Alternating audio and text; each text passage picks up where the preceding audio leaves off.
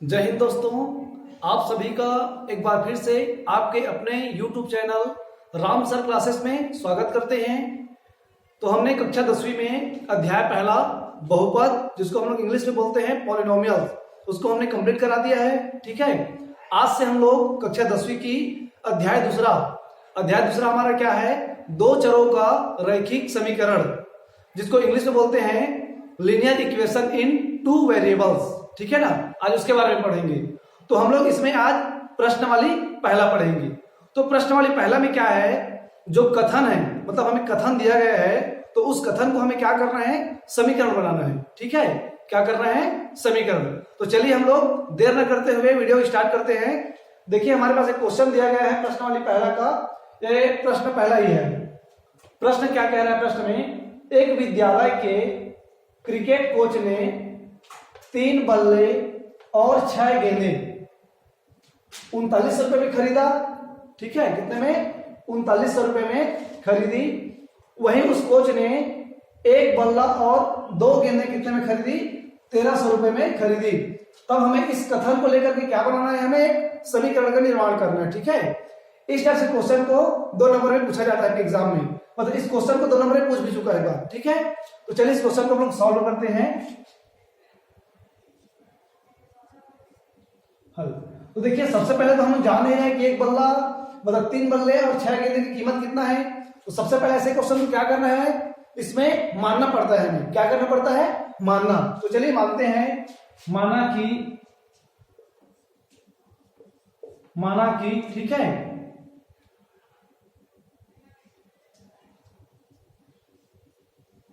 माना कि 1 बल्ले की कीमत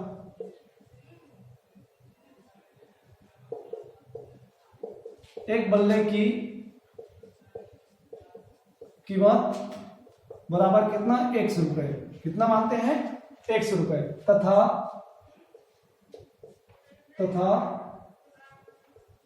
एक गेंद की कीमत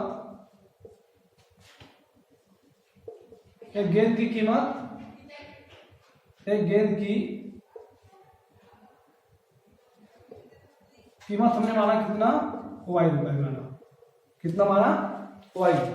तो हमें इसको लेकर के क्या करना है, समीकरण बनाना है। तो देखिए हमारा पहला कथन क्या कह रहा है, एक विद्यालय के क्रिकेट कोच ने 3 बल्ले और 6 गेंद कितने में खरीदा, 39 रुपए में। तो यहां पर हम लोग क्या लिखेंगे, प्रथम कथनानुसार।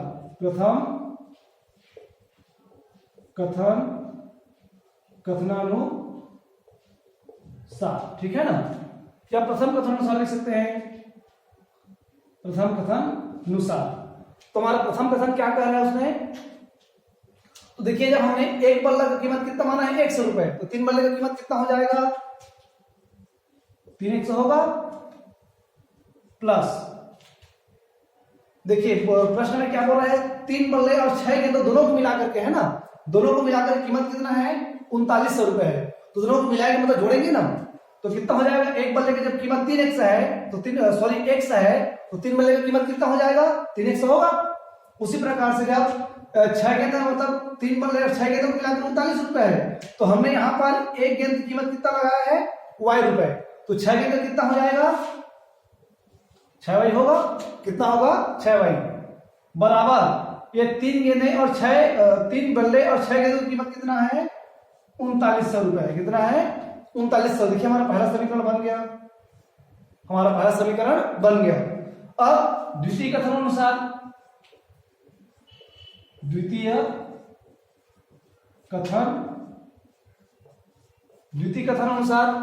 तो हमारा द्वितीय कथन क्या कह रहा है, वहीं 1 बल्ला और 2 गेंदों की कीमत कितना है, 1300 रुपए। हमने यहाँ पे 1 बल्ला को कितना माना है, 100 प्लस 1 गेंदे की कीमत कितना माना है हमने, y।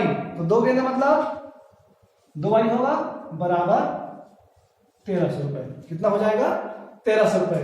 ये हमारा 2 समीकरण बन गया। यही इनके क्या है, आंसर है। लास्ट में चाहो तो लिख सकते हो, अतः 3x प्लस 6y बराबर 3900। और एक दूसरा हमारा क्या समीकरण है, x प्लस 2y बराबर 1300 रुपए। हमारा क्या हो जाएगा, आंसर हो जाएगा। ठीक है, तो ये प्रश्न मेरे ख्याल से आपको इजीली समझ में आ गया होगा। आपके प्रश्नावली में एक और प्रश्न है। ये प्रश्न में क्या कह रहा है, दो संख्याओं का योग 16 तथा उनका अंतर 8 है। चलो इस प्रश्न को आपको हम बता देते हैं। इस प्रश्न में मिटा देता हूं, क्या बोल है। इस प्रश्न में हमें ये बोला जा रहा है कि प्रश्न में क्या बोला है, दो संख्याओं का योग 16 तथा उनका अंतर कितना है, 8 है। देखिए प्रश्न दूसरा में क्या दिया है, दो संख्याओं का योग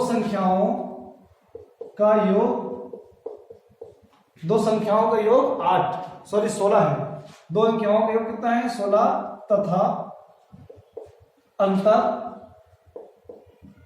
अंतर कितना है, 8 है। मतलब इस कथन को लेकर हमें क्या करना है, फिर से एक समीकरण हमें बनानी है। ठीक है, तो चलिए बनाते हैं प्रश्न हम लोग। तो इस प्रश्न को सबसे पहले हल करेंगे यहां से। अब यहां भी हम लोग नहीं जाने तो क्या करना है, ऐसे प्रश्न में हमें जब भी इस टाइप से प्रश्न दे तो हमें हमेशा हमें क्या करना है, हमें मानना है। क्या करना है, मानना है। तो मानते हैं, माना कि पहली संख्या में क्या माना है, x है। क्या है, x तथा दूसरी संख्या में क्या माना, y है। दूसरी संख्या में क्या माना, y। तब प्रश्नानुसार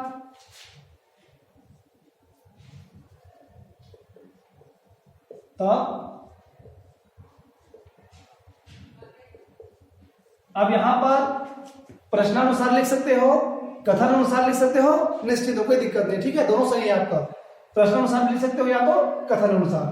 तब प्रश्नानुसार क्या बोला है, संख्याओं का योग 16 है। ठीक है ना, दोनों संख्याओं का योग 16 है। मतलब तो क्या हो जाएगा यहां से, x प्लस y बराबर क्या है, 16। हमने माना ना, पहली संख्या में क्या माना, x, दूसरी संख्या में क्या माना है, y। तो प्रश्न क्या बोला है, दो संख्याओं का योग कितना है, 16। तो देखिए दोनों का योग कितना होगा, 16 हो गया, मतलब 16 के बराबर है। समीकरण से पहले समीकरण के बारे में हमने कक्षा 6वीं, कक्षा 7वीं, कक्षा 8वीं पढ़ते आए हैं। तो समीकरण में क्या होता है, दोनों पक्ष बराबर होते हैं ना। तो पहला हमारा ये हो गया, समीकरण बन गया। फिर दूसरे के लिए देखिए क्या हो रहा है, अब उन दोनों संख्याओं का अंतर कितना है, 8 है। योग का मतलब हो गया जोड़ना, और अंतर किसको बोलते हैं, घटाने को। तथा दोनों का अंतर मतलब x माइनस वाई बराबर कितना है, 8 है। ये हमारा समीकरण बन गया।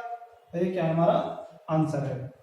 ये क्या है, हमारा उत्तर है। ठीक है, तो मेरे ख्याल से मैंने आपको दो प्रश्न बता दिए। इस प्रश्न वाले से और बाकी प्रश्नों को बना लेना। ठीक है, अगर नहीं बनता है तो मुझे बताइएगा, मैं फिर आपको बताऊंगा। अब इसमें आपके और आगे जो प्रश्न है उसमें क्या है, आपका आलेख विधि है। ठीक है ना, क्या है इसमें, आलेख विधि है। आपको x और y के मान को हमें बताना है आलेख को देख करके। तो आलेख को देख करके इसलिए बता सकते हो आप। ठीक है, इसके बाद हम लोग पढ़ेंगे प्रश्नावली दूसरा को।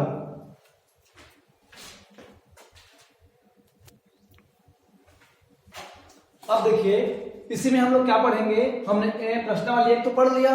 अब प्रश्नावली 2 से पहले इसमें दो विधि है।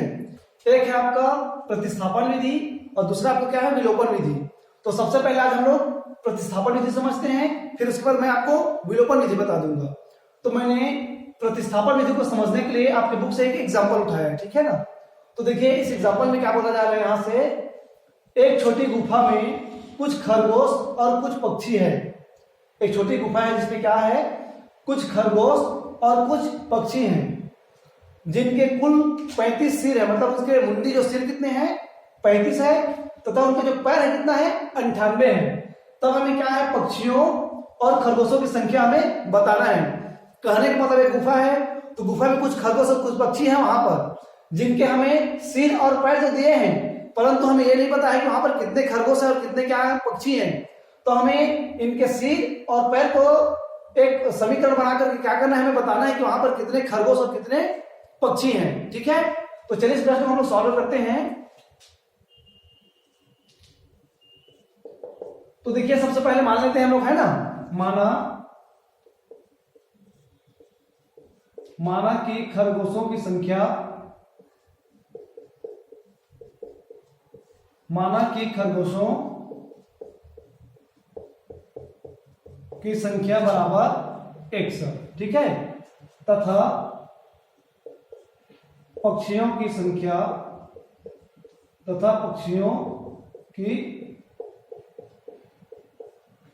को क्या मानते हैं हम लोग? y मानते हैं।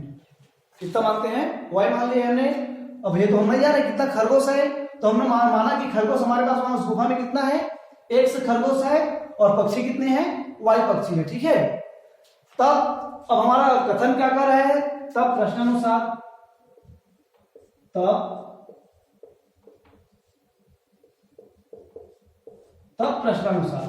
तो हमारा प्रश्न क्या कह रहा है? जिनके कुल कितने सिर है? 35 सिर है, ठीक है।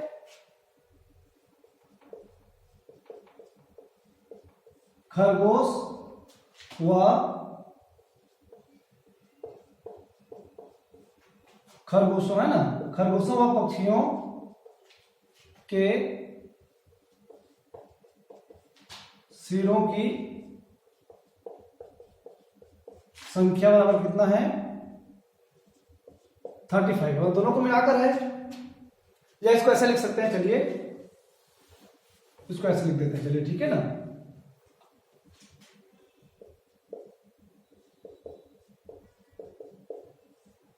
चूंकि खरगोशों के सिरों की संख्या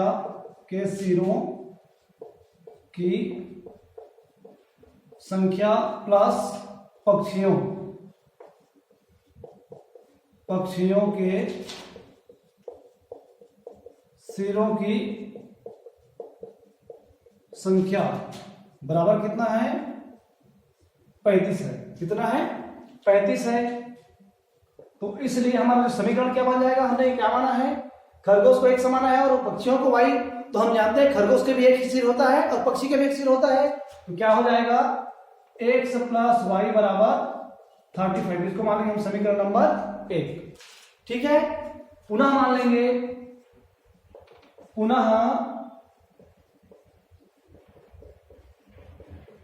खरगोशों के पैरों की संख्या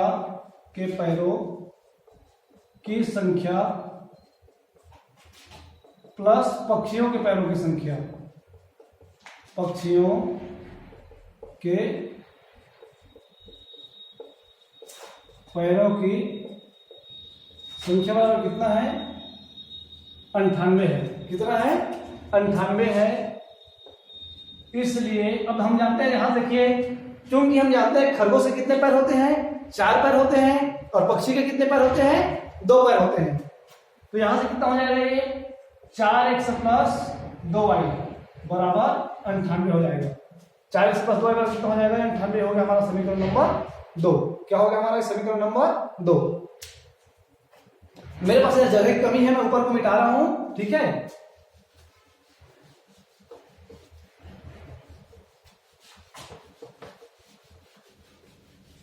यहां तो हमें समीकरण मिल गया।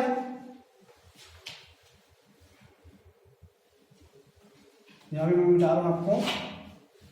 अब देखिए, सबसे पहले यहां से हम क्या ले लेंगे?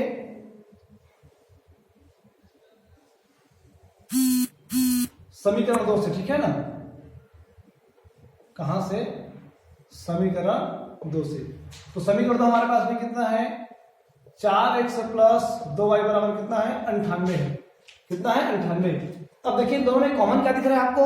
यहां से 2 कॉमन दिख रहा है, तो हम यहां क्या करेंगे? 2 को कॉमन ले लेंगे, तो यहां पे कितना बचेगा? 2x प्लस y बचेगा बराबर 98। तो यहां से 2x प्लस y बराबर, इस 2 को इधर पक्षांतर करेंगे तो इसके बटे में आ जाएगा, क्योंकि हम जानते हैं गुणा का पक्षांतर क्या होता है? भाग। तो क्या हो जाएगा यहां से? 98/2। तो हमें कितना मिलेगा यहां से? 2 एकम 2 और ये हो गया 2 चौक 8 और 2 निया 18। तो कितना मिला हमें यहां से? 2x प्लस y बराबर कितना मिला? 49। अब हम यहां से क्या करेंगे? हमें प्रतिस्थापन, तो प्रतिस्थापन विधि में क्या करना रहता है? एक किसी को एक तरफ मतलब क्या प्रतिस्थापन कर देंगे और हम यहां से y का मान निकाल देंगे। तो सबसे पहले यहां से क्या करेंगे? y बराबर, y को अपनी जगह पर रहने दो, इस 2x को 49 की तरफ क्या करेंगे? ट्रांसफर। यहां पे कितना आ गया हमारा? 49 आ गया। तो ये हो जाएगा 49 माइनस 2x। कितना हो गया? 49 माइनस 2x। तो इसको हम मानते हैं समीकरण नंबर 3। इसको क्या मानते हैं हम? समीकरण नंबर 3। अब क्या करेंगे पुनः ये जो हमारे पास समीकरण 3 निकला, या जिसको बोलते हैं, जिसको बोल सकते हैं हम लोग क्या, y बराबर 49 माइनस 2x। तो इस y के मान को हम क्या रख देंगे? इस समीकरण 1 में रख सकते हो या समीकरण 2 में रख सकते हो, किसी में भी रख सकते हो, आप निश्चिंत हो। दोनों में रखेंगे तो मान समान ही आएगा, ठीक है। तो मैं क्या करता हूं, यहां पर इस y के मान को समीकरण 1 में रखता हूं, या ऐसा लिख सकते हैं यहां से समीकरण 3 के मान समीकरण 1 में रखने पर, समीकरण 1 में रखने पर तो रख दीजिए। हमारे पास है समीकरण 1, तो हमारे पास में हो गया x प्लस, देखिए यहां से y का मान हमें कितना मिला है? 49 माइनस 2x। तो इस y की जगह में कितना रखेंगे हम लोग? 49 माइनस 2x। इसके बराबर में कितना हमारे पास में है? 35 है। कितना है? 35 है, ठीक है। अब देखिए यहां से जब हम लोग इस माइनस 2x में से x प्लस जोड़ेंगे तो घटेगा, क्योंकि एक संख्या यहां पर प्लस में है, एक संख्या किसमें है? माइनस में। यहां से क्या मिलेगा हमें? 49 माइनस 1 बराबर 35 मिलेगा। कितना मिल जाएगा? 35। अब यहां से क्या करेंगे हम लोग? इस माइनस वाले को इधर पक्षांतर कर दो, इस प्लस वाले को इधर, तो क्या मिलेगा हमें यहां से? ये 49 माइनस 35 इज इक्वल टू कितना मिलेगा? x मिलेगा। ये माइनस वाला इधर आके प्लस हो गया, ये प्लस वाला उधर आके क्या हो गया? माइनस हो गया। अब यहां से ठीक है ना, यहां से क्या करेंगे? x का मान निकालना है हमें, तो 49 से 35 घटाओ आप, तो ये 9 में 5 गया तो कितना बचेगा हमारे पास में? 4 बचेगा, और ये 4 में 3 गया तो कितना बचेगा? 1। तो बराबर कितना मिला हमें? 100। तो यहां से देखिए 100 बराबर कितना मिला हमें? 14। 100 बराबर क्या मिला हमें? 14। तो यहां से हमें खरगोश का मान तो निकल गया, क्योंकि हमने यहां शुरू में हमने क्या माना था? खरगोश हमने क्या माना था? 100। तो हमारे पास खरगोश कितने हैं उस गुफा में? 14 खरगोश है, ठीक है। अब चलिए यहां से हम क्या करेंगे? 100 के मान, ठीक है, 100 के मान पुनः समीकरण 1 में रखने पर, 1 में रखने पर यहां भी आप निश्चिंत हो, इस 100 के मान को चाहो तो आप इस समीकरण 2 में रख सकते हो, चाहो तो समीकरण 1 में रख सकते हो। दोनों में रखने पे मान उतना ही आएगा, ठीक है। इसमें आपको घबराना नहीं है कि आप सर यहाँ पर समीकरण 1 में ही क्यों रख रहे हैं, ऐसा कुछ नहीं है। आप 2 में भी रखेंगे फिर भी मान उतना ही आएगा, 1 में रखेंगे फिर भी मान क्या है? उतना ही आएगा। लेकिन क्या है, आपको सॉल्व करके थोड़ा इजी हो जाएगा, क्योंकि इजी दिख रहा है, ठीक है ना। तो यहां से क्या हो जाएगा? देखिए 100 प्लस y समीकरण 1 में रखना है 100, तो 100 का मान रख दूंगा 14 प्लस y बराबर 35।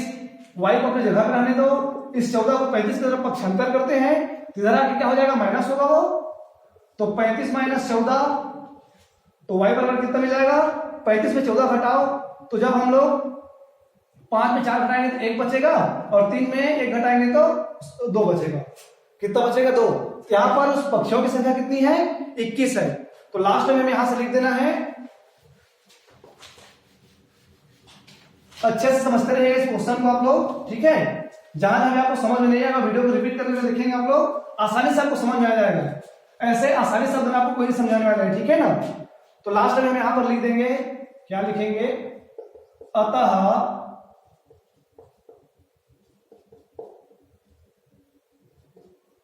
खरगोशों की संख्या, अतः खरगोशों की संख्या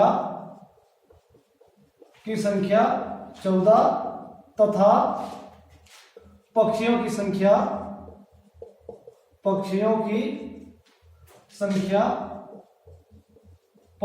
कितनी है? 21 है। यही हमारा क्या है? इसका आंसर है। देखिए हमें शुरू में प्रश्न में क्या दिया था? केवल खरगोश और पक्षियों के पैर और सिर को दिए थे, लेकिन हमें पता नहीं था वहां पर कितने खरगोश और कितने पक्षी हैं। लेकिन हमने एक समीकरण बनाया, वहां पता लगा लिया कि उस गुफा में 14 खरगोश हैं और 21 क्या है? पक्षियां हैं, ठीक है। तो आज हमने आपको प्रतिस्थापन विधि बताया, नेक्स्ट वीडियो में हम आपको विलोपन विधि बता देंगे। फिर आपके प्रश्नमाली में प्रतिस्थापन और विलोपन विधि से जितने भी संबंधित प्रश्न आपके प्रश्नमाली में है, उसको हम आपको सॉल्व करके बताएंगे, ठीक है। देखिए यहाँ पर हम आपके लिए इतना मेहनत करते हैं, तो आपका भी फर्ज बनता है कि हमारे वीडियो को आप ज्यादा से ज्यादा शेयर करके हमारे लिए आप भी थोड़ा सा मेहनत कीजिए, ठीक है। अगर ये वीडियो आपको पसंद आए तो हमारे वीडियो को लाइक कीजिए, सब्सक्राइब कीजिए और ज्यादा से ज्यादा शेयर कीजिए। ठीक है, जय हिंद।